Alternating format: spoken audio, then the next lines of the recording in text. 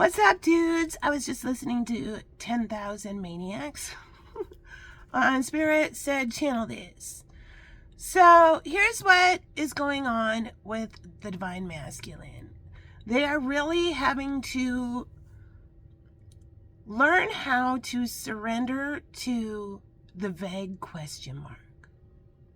And that's one of the toughest parts of their enlightenment, is to be able to surrender to the vague question mark and understand they can't dissect everything down to the very last point and finally figure it out. And so their ego needs to accept that. Okay? So what Spirit says, and why this is such a major lesson for the masculine energy. And so let's remember masculine and feminine. I'm not necessarily talking about gender or sex of the person. I'm talking about the masculine energy is the sun and the feminine energy is the moon. The masculine energy is like the prong on a socket, like the thing you plug in, the plug. And the feminine is the outlet in the wall. And so the masculine energy is the provider and the feminine is the receiver. So this primal kind of masculine tribal energy that's in like the masculine provider archetype, I hear that, has to learn a lesson about how to live in the present moment. And so that lesson is like this. Imagine you're on a speedboat and, or like, not going super fast, just like enjoying a boat ride. And you have three choices of where you can sit in the boat. You can stand at the back of the boat and look at the motor and look at all the churning up water that's happening. And just watch that during your whole ride. And that's your past. And you can just watch it. There's nothing you can do except just watch it churning up.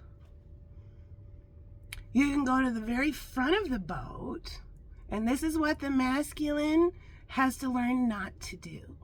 Because it seems like this is what you would want to do. Is go to the front of the boat and strain your neck and really look to see what's coming right around the curve. What's next? What's happening right next? You're like just staring at it, waiting. Okay, what's next? What's next? What's next? What's next? Constantly looking for what's next. Or you can stand in the middle of the boat and look around you and watch everything passing you by and enjoy it. But no matter where you are in the boat, everything is still passing you by. And so part of living in the present moment is surrendering, just allowing yourself to not have to strain your neck. Of course you want to, be prepared and that kind of stuff. But also surrendering to the fact you will never figure out what spirit is. And we're not supposed to. We're not ready yet. We're not enlightened enough yet. And that's okay. And that's part of the whole enlightenment, is saying, I believe in something that I can't prove, but I've seen it with my own two eyes. I've felt it with my heart. I've seen it with my third eye. I've seen it with every aspect of my being. Yeah, this higher thing exists and it loves me. And I'm just going to enjoy every day. I'm going to let these little miracles happen. I'm going to decide to really enjoy the boat ride. I'm going to stop looking at this churned up stuff because I'm not seeing anything. And everything is still passing me by. Memento mori. Yeah, memento mori means remember death. So in like a little art history now, in a lot of old paintings, you will see a skull or a flower in a vase that's sometimes starting to droop or wilt.